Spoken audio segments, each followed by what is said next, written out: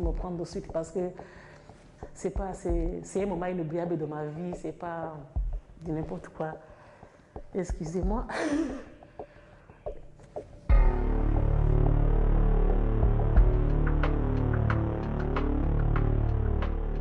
À 12h35, le 28 novembre 1981, dans le petit village de Kibeho, au Rwanda, se déroula le premier d'une série d'événements extraordinaires.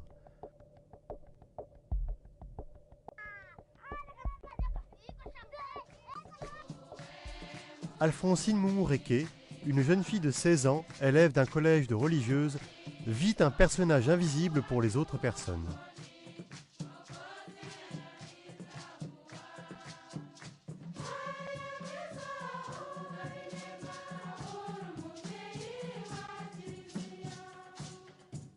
Le 28 novembre 81, c'était samedi d'ailleurs, nous sommes allés au réfectoire. J'ai commencé à mettre les assiettes en ordre.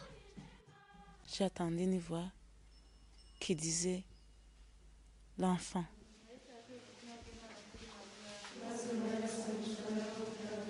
Et je me suis trouvée isolée. J'ai perdu tous mes collègues qui étaient à côté de moi. Et j'ai vu le nuage. Dans ce nuage, j'ai trouvé une belle dame. Je lui ai demandé « Femme, qui es-tu » Elle m'a répondu « Je suis la mère du Verbe ».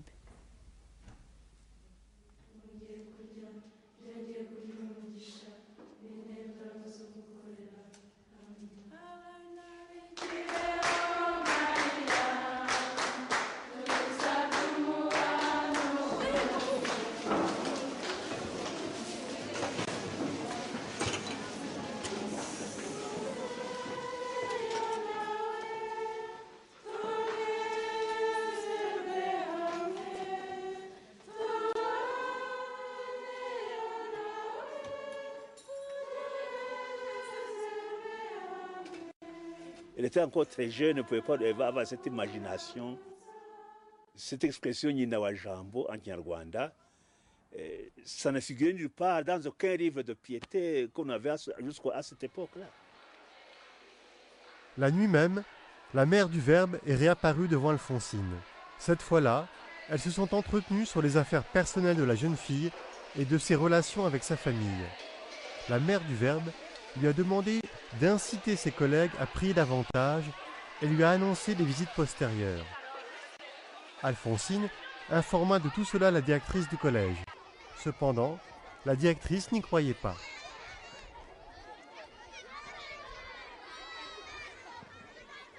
Toutes les apparitions qui ont suivi, comment elle ne voulait pas venir, elle voulait plutôt m'aider à comprendre que ce que je vivais c'était faux, de me remettre en question et puis d'arrêter, c'est si je peux dire ainsi.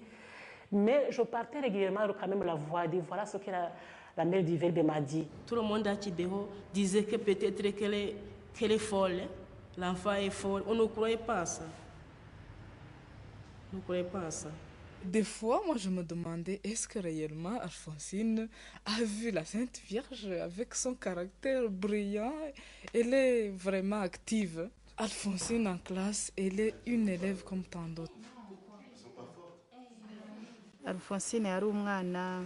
Alphonsine Mumureke était une jeune fille qui priait, mais pas beaucoup. Elle priait lorsque c'était nécessaire. Au départ, lorsqu'Alphonsine a eu des apparitions, nous ne l'avons jamais cru. Au début, lorsqu'on m'acculait, on me faisait comprendre que j'étais malade mentale. Mais en même temps, je sentais une force intérieure qui me faisait comprendre que ce que je vivais est vrai. Et lorsque la Vierge Marie me disait, je viens à telle date, pendant ce moment, donc il y avait ces fausses. Et déjà toute l'attente, c'était vraiment infernal, c'était pas facile. La région de Gisaka, d'où provenait Alphonsine, était connue de tout le Rwanda pour ses pratiques de magie et d'occultisme. Les gens ont commencé à suspecter qu'Alphonsine coopérait avec les forces surnaturelles du mal. Nous tous les Rwandais avons peur de cette région parce qu'on dit qu'il y a beaucoup de sorcelleries. J'avais 16 ans. J'étais dans un milieu que je ne connaissais pas. Je venais d'arriver, ce n'est pas mon milieu, ce n'est pas ma région natale. Quand quelqu'un vient devant moi me dire Je suis sûre et certaine que ce n'est pas la Vierge Marie. Je peux reprouver dans la bouche d'une personne, je crois que c'est diabolique. Je comprenais déjà que c'était des attaques.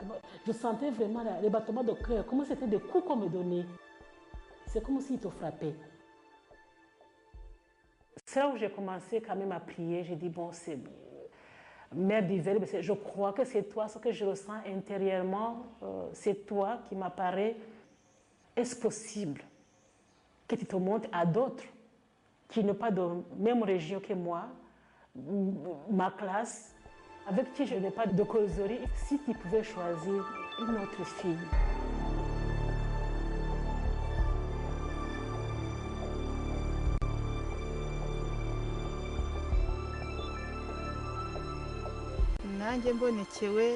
Et lorsque moi aussi j'ai eu des apparitions comme la deuxième, le 12 janvier 1982, les élèves se sont mis à dire « Les démons attaquent ceux qui ne prient pas ». En effet, selon les élèves, Alphonsine était la proie des démons. Alors, comment les démons peuvent-ils aussi attaquer Nathalie qui prie? Il y a une jeune fille qui est venue nous dire « Et vous savez, Nathalie est dans la chapelle. Et on priait, mais on la pousse, elle ne veut pas bouger. » Les autres ont couru, moi je n'ai pas couru parmi d'autres jeunes filles. Dans mon cœur, j'ai senti que c'était la Vierge Marie qui était là.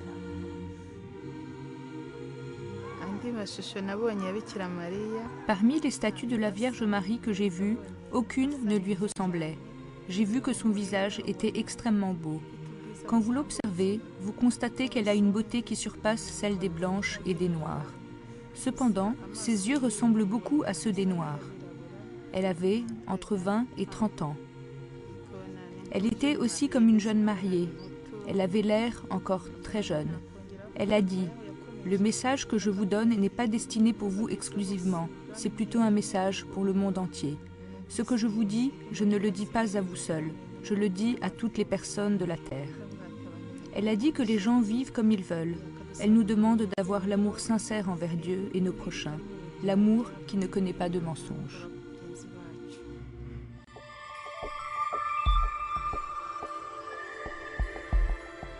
Mes camarades étudiantes et la directrice, la direction de l'école et les professeurs ne comprenaient rien de tout cela jusqu'en 1982.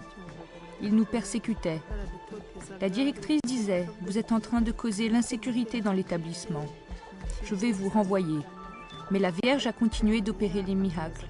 Les étudiants, la directrice et certains professeurs se sont convertis.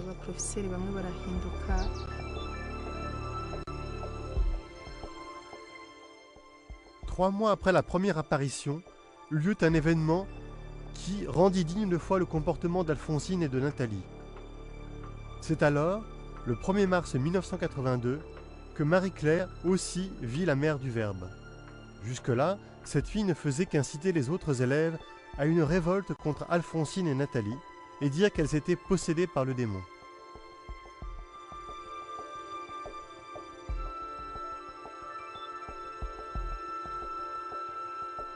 Alors c'est en ce moment-là que les enfants du collège ont commencé à dire « Ah, ça, c'est quelque chose d'extraordinaire » puisque Claire, qui persécutait Alphonsine, a aussi une vision.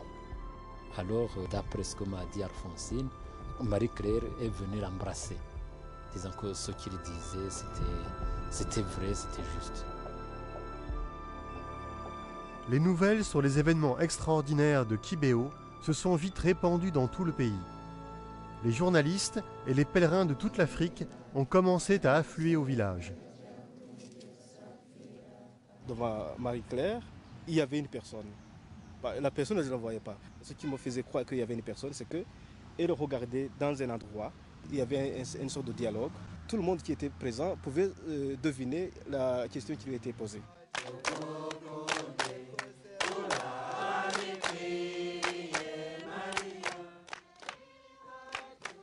Où on voyait que la Vierge Marie venait comme ça, comme une maman qui se mettait à s'amuser avec son enfant. On chantait, on dansait, on se taquinait dans le dialogue.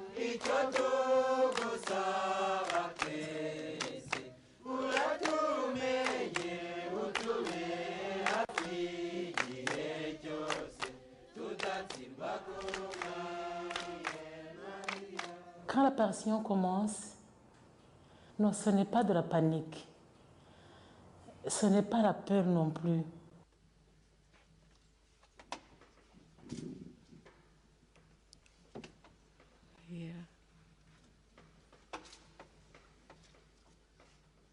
J'ai été toujours émerveillée par l'endroit. Il y a beaucoup de verdure. On sent l'herbe respirer, sincèrement. C'est beau, c'est vraiment un beau endroit.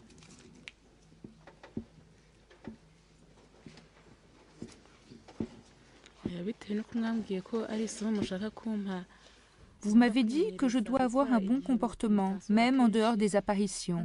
Merci, je vais essayer, car je dois bien me conduire. Cela est très important pour moi, pour ne pas avoir de mauvaises habitudes. Et ce qui m'inspire aujourd'hui dans ma vie chrétienne, c'est cette simplicité de la Sainte Vierge.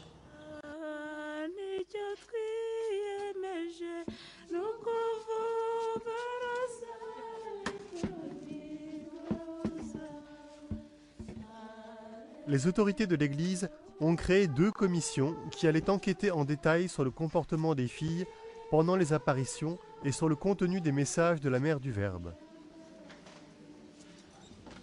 La commission théologique a été formée principalement par les professeurs du séminaire supérieur.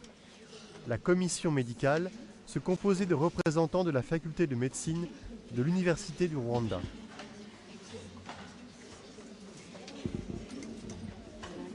Depuis longtemps, de fait, je suis ces événements de Kibeho.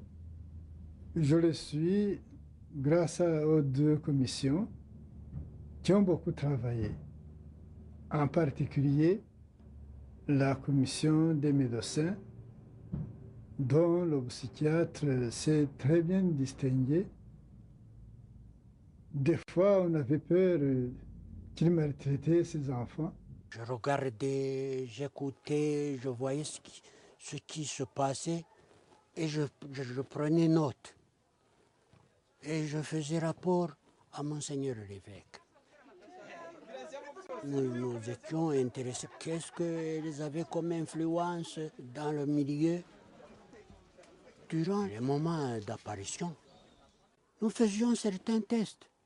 Par exemple, contrôler si le visionnaire a encore un contact avec le milieu, s'il entend, s'il souffre.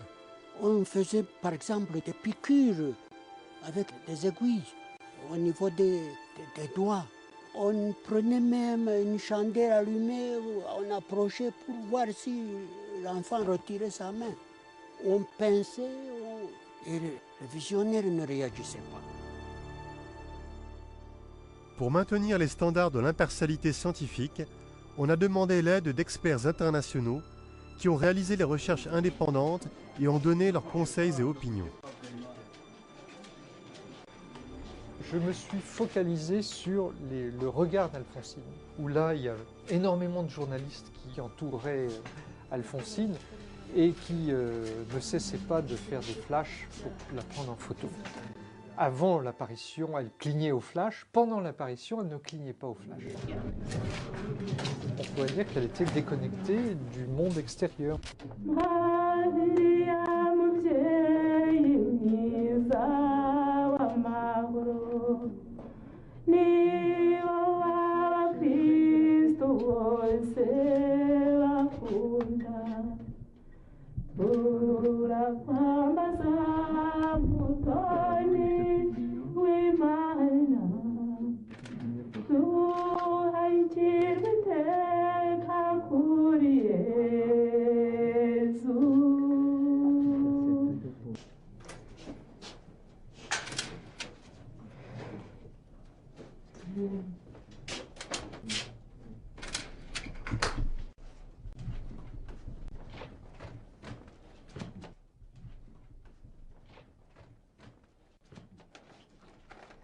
Les différents tests indiquent que pendant l'extase, il y a une déconnexion du monde extérieur par les jeunes. Ils sont déconnectés. Ils ne voient plus l'environnement comme nous, ils n'entendent plus, ils sont dans un autre monde. qui leur devient plus réel que ce que l'on vit à l'instant présent. Volontairement, on ne peut pas y arriver comme ça. Peut-être 1 minute, 2 minutes, mais 10 minutes, 1 heure, c'est impossible. Il faut quelque chose qui capte le regard. L'audition, c'est pareil. Elle entend la voix que les autres assistants n'entendent pas, bien sûr.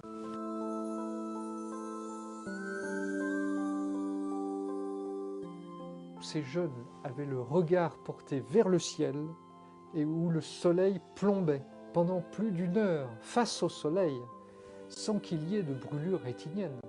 Alors j'aimerais bien qu'on m'explique ça, mais c'est quand même un phénomène qui ne dépend pas de la volonté humaine. Hein, même un hystérique, bien sûr, il se serait fait brûler les yeux, la rétine. Et eux, non.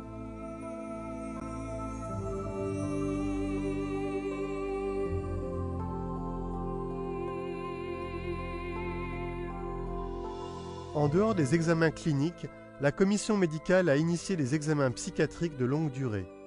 On a évalué l'équilibre psychologique des visionnaires. Chaque cas a été examiné du point de vue de l'épilepsie, des drogues, de l'hystérie et des perturbations mentales. Nous avons suivi ces enfants pendant 1 année, 2 ans, 3 ans. Ce n'est pas un examen simple. On a vu comment il évolue. En dehors des apparitions, il n'y avait rien à les reprocher. Je ne peux pas l'expliquer médicalement, je ne peux pas l'expliquer humainement. Donc il se passe quelque chose d'autre que la science ne peut que constater, c'est tout. Les apparitions ont été accompagnées de différents phénomènes surnaturels. Les visionnaires ont expérimenté des voyages qualifiés de mystiques qui duraient parfois plus de 10 heures. Il s'agissait d'extases longues et muettes pendant lesquelles Alphonsine ou Nathalie étaient étendues, immobiles, comme si elles étaient plongées dans un coma et leur poids augmentait autant qu'il était difficile de les soulever. Dans cet état, elles expérimentaient des périples de l'esprit, réalisaient des visites dans l'au-delà, d'où elles voyaient des choses qu'elles commentaient à leur retour. Je me rappelle bien, un jour, elle m'avait apparu. Elle m'a dit, tu vas dire à ta supérieure que je vais t'amener dans un voyage. J'étais très heureuse d'aller dire à notre supérieure que la Vierge Marie m'amène en voyage. Elle m'a amené dans un endroit où il y avait des personnes un peu tristes. Ce n'était pas agréable vraiment à voir. Et puis je lui ai demandé, mais pourquoi tu m'amènes ici? C'est triste. Il me dit, oui, il faut plaire à Dieu, il faut faire ce que Dieu veut si on ne veut pas venir ici. Nous sommes arrivés dans un endroit où c'était un peu calme, mais triste également. Bon, c'était moins gai, mais par rapport au premier endroit, là-bas c'était encore mieux. Nous sommes arrivés dans un autre endroit. J'ai retrouvé un endroit qui était merveilleux et j'attendais des sons, des mélodies, des voix mélodieuses. Je lui ai dit, mais je ne vois personne là-bas. Bon, il me dit, bon, tant que tu es sur le monde, tu ne peux pas voir ces personnes qui chantent. Sans révéler, mais plus ou moins ce qui m'attendait, mon comportement que je dois avoir face à certaines difficultés. Mais ne pas oublier l'essentiel, m'accrocher au chapelet, à la messe, vivre les mystères de son Fils, vivre les sacrements que l'Église me propose, que c'est dans ça que je puisais la force.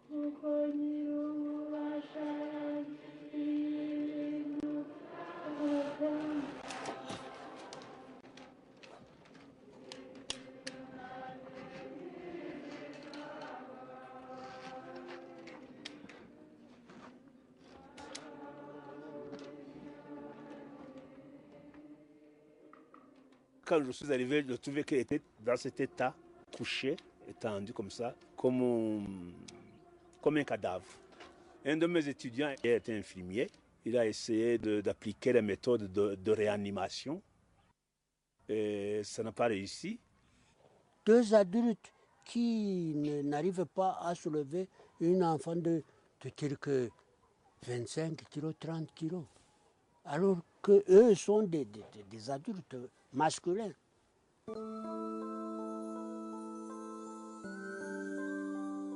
C'était des personnes qui n'avaient pas donc de réflexe. Ils restaient toujours les mains jointes, tout à fait donc raides. On pouvait essayer de plier les genoux, par exemple. Jusqu'à ce moment qu'on essayait de plier les genoux, que ça n'allait pas. On pouvait essayer de séparer les mains jointes, ça n'allait pas. Mais on essayait le test à la douleur, qui était négatif aussi.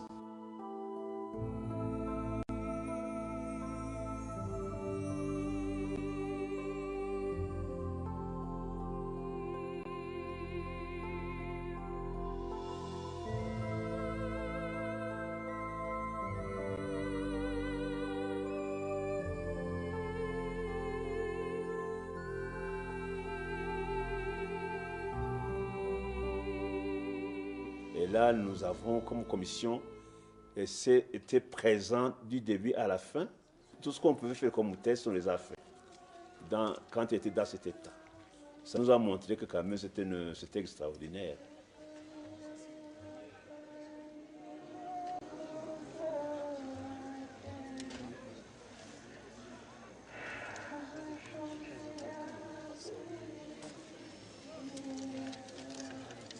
Ce que la Vierge m'a dit, ce que je peux dire, le message pour le monde, c'est aimer la Vierge Marie, à réciter le chapelet et faire la conversion. Il faut suivre ce que l'Église nous enseigne. Il faut aimer Jésus, Dieu, et la Vierge Marie, c'est notre mère. Qui passe à elle ne peut pas perdre Jésus, ou bien ne peut pas perdre Dieu.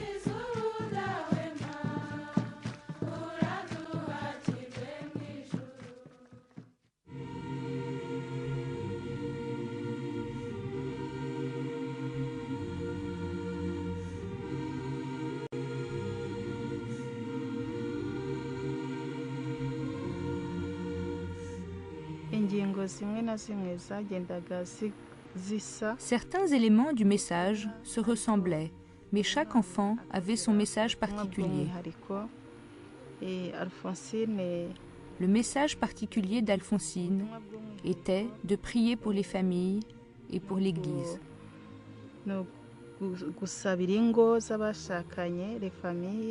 Moi, Nathalie, la Vierge m'a confié particulièrement le message de prier pour le monde et de prier pour les âmes qui sont au purgatoire et d'accepter amoureusement la souffrance pour que j'aide Jésus et la Vierge Marie à sauver le monde.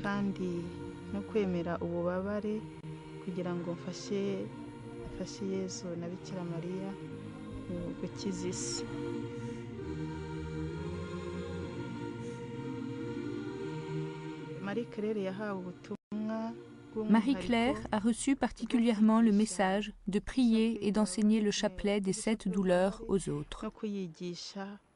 Nous avons fait des recherches à ce sujet pour voir si il n'y avait pas eu d'influence sur elle.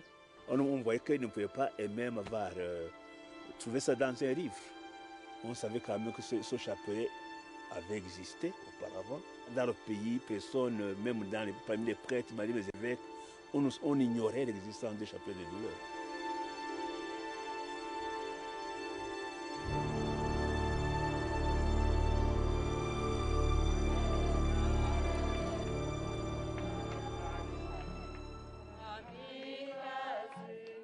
L'apparition le jour de l'Assomption de la Vierge Marie en 1982 eut un caractère prophétique qui fut confirmé 12 ans plus tard.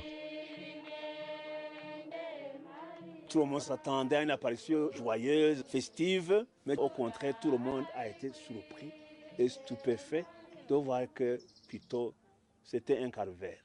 La Vierge Marie s'est montrée aux voyants en versant des larmes. Elle était devenue inconsolable. Sa tristesse était attribuée au fait que justement, il nous apporte un message salutaire que nous ne voulons pas le recevoir. Quand on a examiné le comportement, on a analysé le comportement des voyants, on voyait que ce n'était pas de la comédie.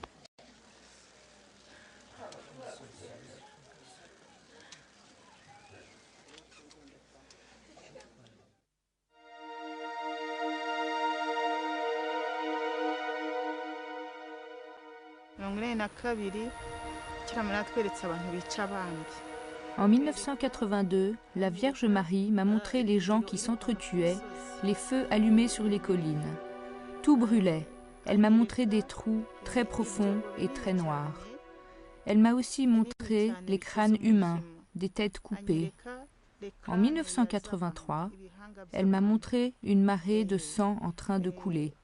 Elle a dit « Je souffre parce que vous continuez à endurcir vos cœurs.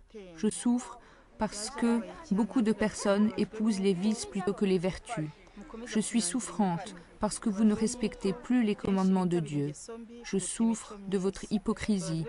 Je souffre parce qu'il n'y a plus d'amour parmi les gens. » On pouvait bien voir qu'elle partageait et manifestait sa souffrance. Mais en ce moment-là, nous n'avons pas prêté attention à ce qu'elle nous disait. Nous ne faisions pas ce qu'elle nous demandait.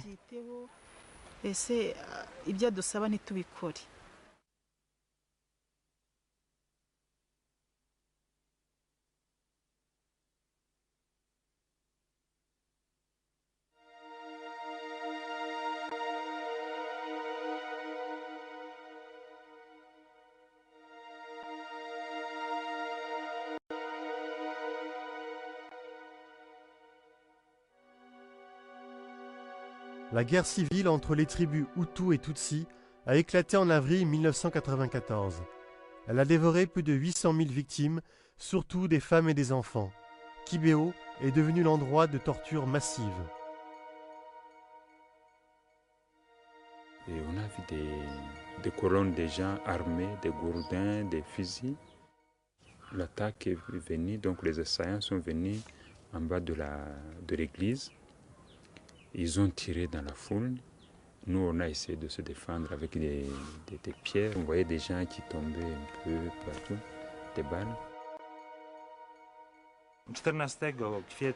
Le 14 avril 1994, un génocide à grande échelle eut lieu ici.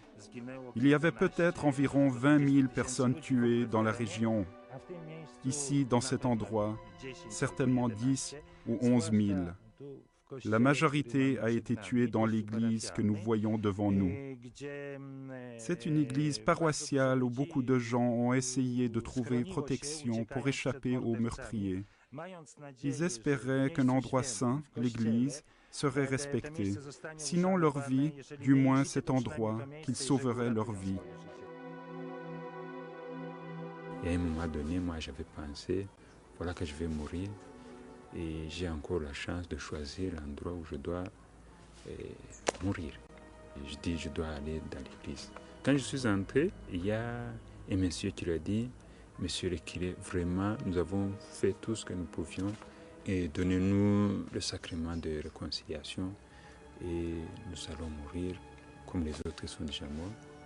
Et l'important est que le Seigneur nous reçoive au ciel. J'ai vu vraiment des scènes horribles. On a tué beaucoup de gens et on les a placés en forme de stères. Tout le long du secrétariat, il y avait des formes de stères de gens agonisants. J'entendais vraiment des bruits, des gens des moribonds qui étaient là, qui disaient oh!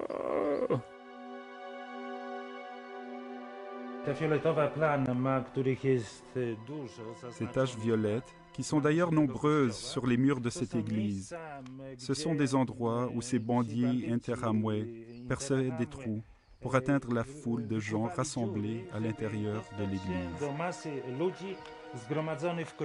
Ces gens ont cherché abri dedans pour éviter une mort atroce.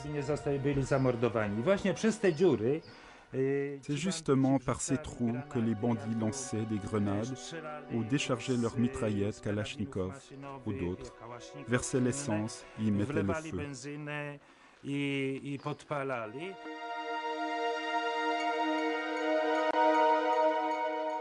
Ceux qui n'ont pas été tués par les coups de fusil ou des fragments de grenades ont été carbonisés.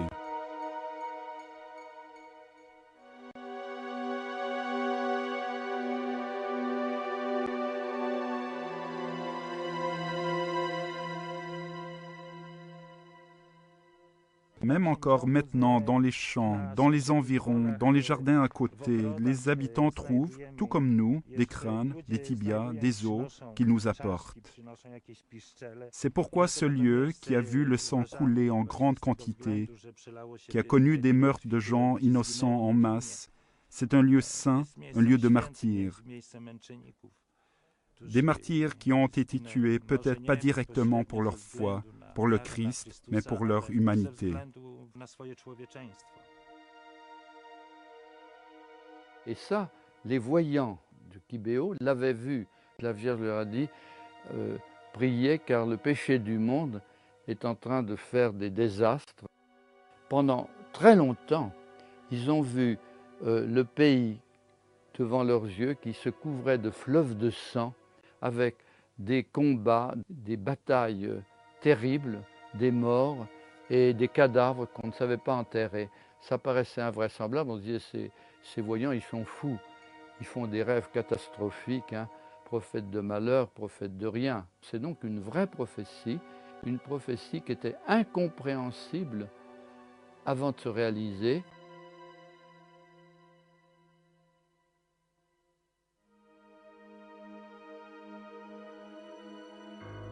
Et alors, pour moi, je trouvais que Kibéo resterait toujours le symbole, le témoignage de l'évangile de la croix et de la souffrance salvifique.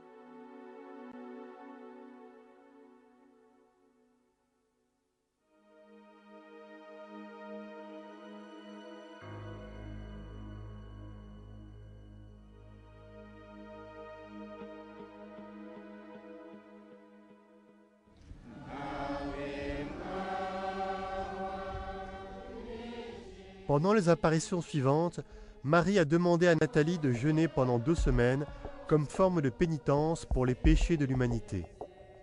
Elle n'allait se nourrir quotidiennement que de la parole de Dieu et de la Sainte Communion.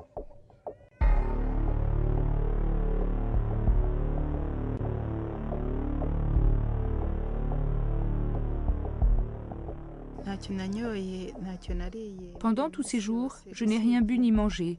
Seulement, elle m'avait autorisé à recevoir la Sainte Communion et je communiais chaque jour. Le 8e jour, elle m'a autorisé à boire de l'eau bénite. J'avais terriblement soif. C'est la soif qui m'a d'abord fait mal. La gorge devenait sèche et je commençais à avoir des blessures dans la gorge. Ensuite, c'était la faim. Je sentais vraiment que j'avais terriblement faim. J'ai éprouvé beaucoup de souffrance, mais en même temps aussi je sentais de la joie. Elle a fait de longs jeûnes, des jeûnes que les médecins ne s'expliquaient pas. En Afrique, par la grande chaleur, ne pas boire, au bout de 6 jours, on meurt. Et là, les médecins étaient très inquiets, mais comme elles avaient l'ordre de la Sainte Vierge, ils ont préféré la laisser faire, mais en surveillant pour pouvoir la rattraper au dernier moment. Et il ne s'est rien passé, et sa santé était à ce moment-là tout à fait parfaite. Nous avons fait des prélèvements de sang, prélèvement des urines, pour suivre, pour voir s'il n'y a pas de changement dans les valeurs biologiques. Elle vivait de l'Eucharistie, c'est tout. Et rien ne changeait dans son organisme.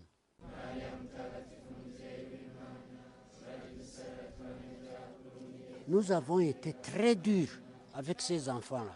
Au début, nous étions, je dirais, contre. Nous cherchions des preuves pour dire que ce n'est pas vrai.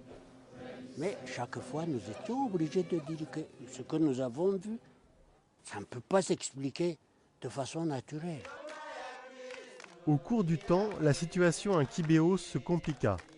En mai 1982, sont apparues beaucoup d'autres personnes déclarant qu'elles aussi avaient des visions. Ces événements d'à côté qui semblaient plutôt tirer vers la sorcellerie, les divinations comme il en est dans le pays, et je demandais que surtout les chrétiens ne commencent pas à entrer dans la danse vers les devins ou bien d'imiter des choses extraordinaires pour faire semblant qu'eux aussi voyaient quelque chose. Ça s'est calmé, les interrogatoires ont été vite achevés autour des voyants et voyantes que nous croyons sérieux. Les deux commissions, médicale et théologique, après 20 ans de recherche très méticuleuse, ont reconnu comme authentiques uniquement les visions des 3 premières filles, Alphonsine, Nathalie et Marie-Claire. Le 29 juin 2001, l'évêque du lieu, Augustin Missago, a annoncé la décision de l'Église concernant cette question. Je déclare ce qui suit en ma qualité d'ordinaire du lieu. Oui, la Vierge Marie est apparue à Kibéo dans la journée du 28 novembre 1981 et au cours des mois qui ont suivi.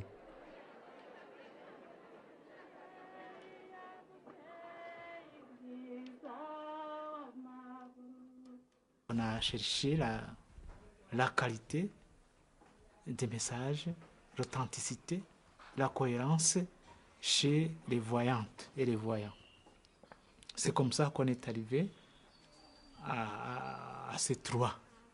Il a fallu vraiment un concours de travail des médecins, travail des théologiens. Nous considérions qu'ils répondent avec satisfaction aux critères établis par l'Église et que d'autre part, les 3 premiers reconnus, ce sont eux qui ont fait beaucoup parler de Kibéo.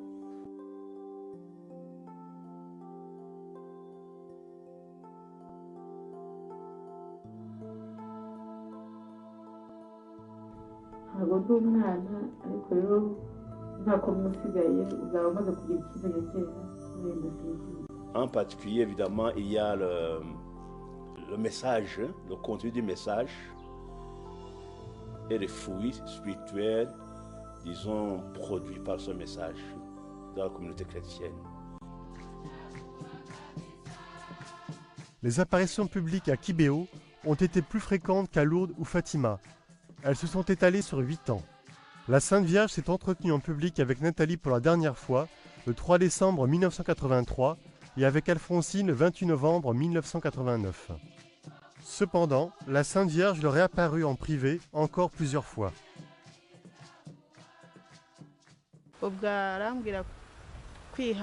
Elle m'a dit « Sois patiente ». Je lui demandais si je devais entrer dans une congrégation religieuse. Mais elle m'a dit de rester ici à Kibéo. Elle m'a dit « Toi, attache-toi à moi. Les gens et les choses passent. »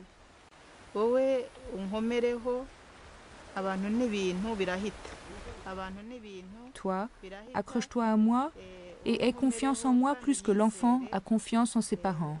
Et puis, elle m'a dit, prie beaucoup pour que tu ne sois pas vaincu. Depuis lors, elle n'est pas revenue.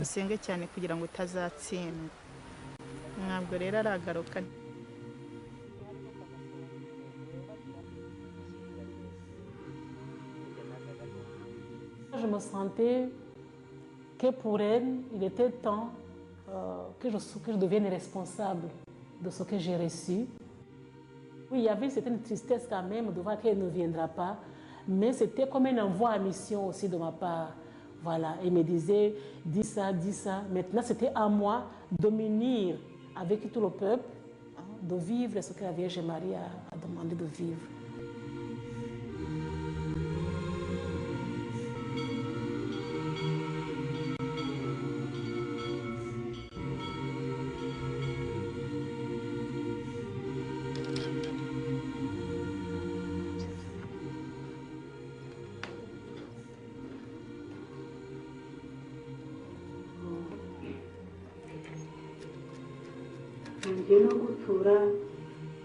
Je voudrais vous confier tous les malades, surtout ceux qui sont désespérés de leur état de santé, car souvent, ceux qui ont une grande souffrance physique vont jusqu'à perdre l'envie de communiquer avec qui que ce soit.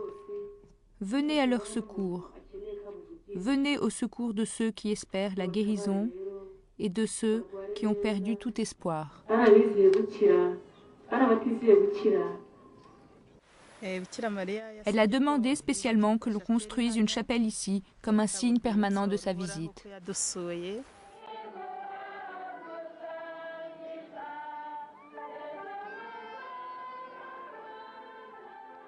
À l'endroit même des premières apparitions en Afrique, on construisit le sanctuaire de Sainte-Marie Douloureuse.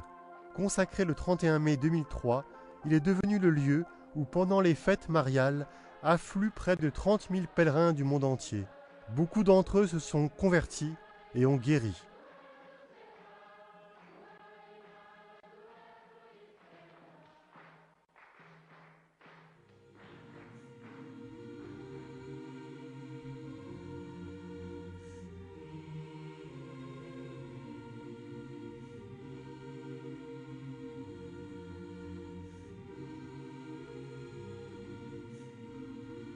Ici à Kibého, quand il y avait une apparition, la Sainte Vierge a dit, mes enfants, ceux qui sont malades, je voudrais qu'ils guérissent.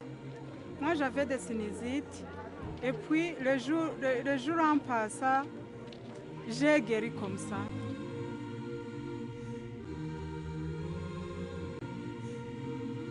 Je tombais.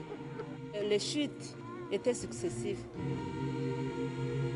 Je me souviens, c'était le soir, au mois de février 2000.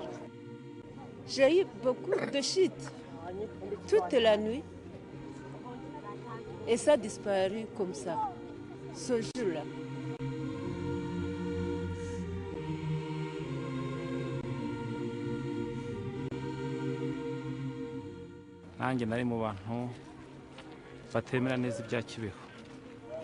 J'étais parmi les gens qui n'acceptaient pas les apparitions de Kibeho. Je suis venu en accompagnant mon ami.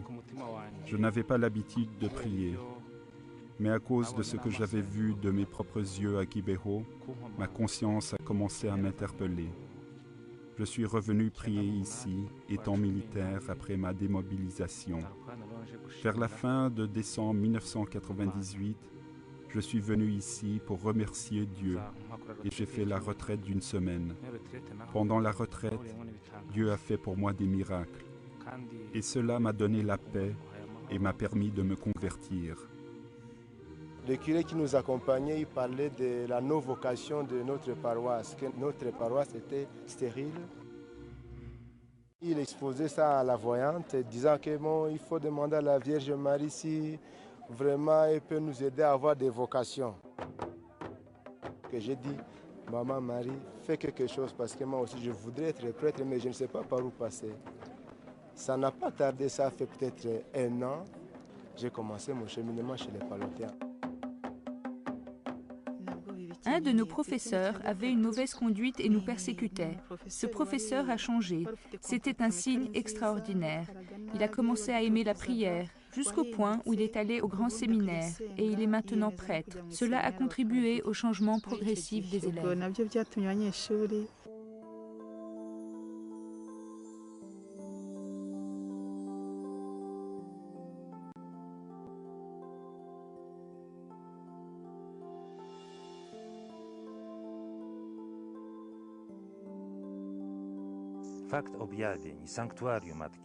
La réalité des apparitions et le sanctuaire de Notre-Dame des Douleurs à Kibeho peuvent devenir un instrument important de réconciliation. Les pèlerins de tout le pays et aussi des pays voisins se réunissent ici. Il arrive souvent qu'ils n'étaient pas en bonne relation auparavant et cependant ils prient ensemble.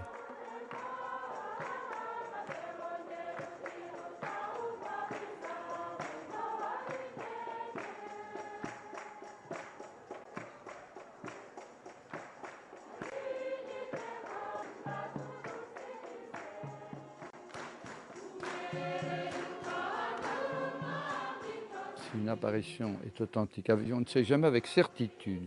On peut en avoir la probabilité, on peut en avoir la certitude morale. Une apparition n'est jamais un dogme. Ce n'est pas la foi de l'Église, ça illustre la foi de l'Église. C'est un petit signe qui est donné aux croyants, un précieux petit signe, tellement précieux que les plus grands sanctuaires de l'Église, sauf Saint-Pierre de Rome, sont tous des sanctuaires d'apparition.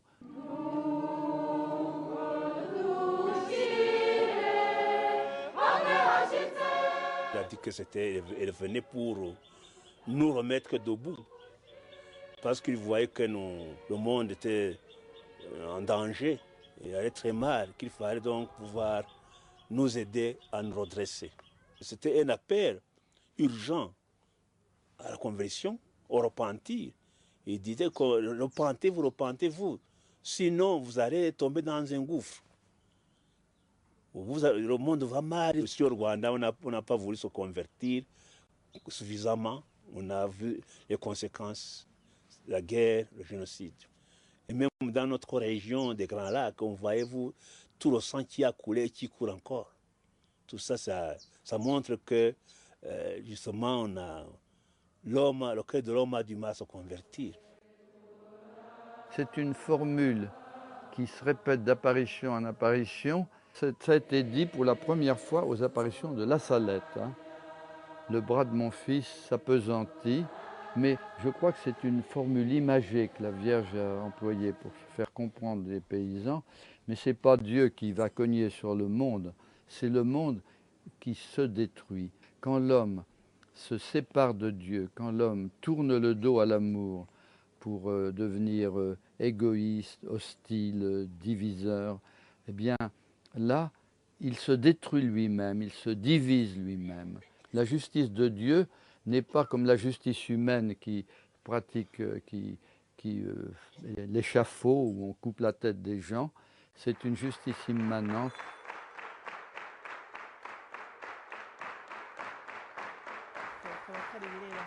Ce n'est pas un message qui concerne uniquement Kibeho ou l'Afrique.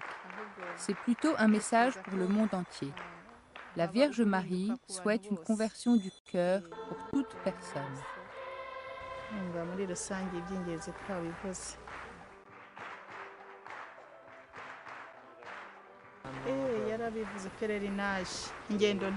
Elle a parlé des pèlerinages lorsqu'elle parlait des sacrifices ou mortifications.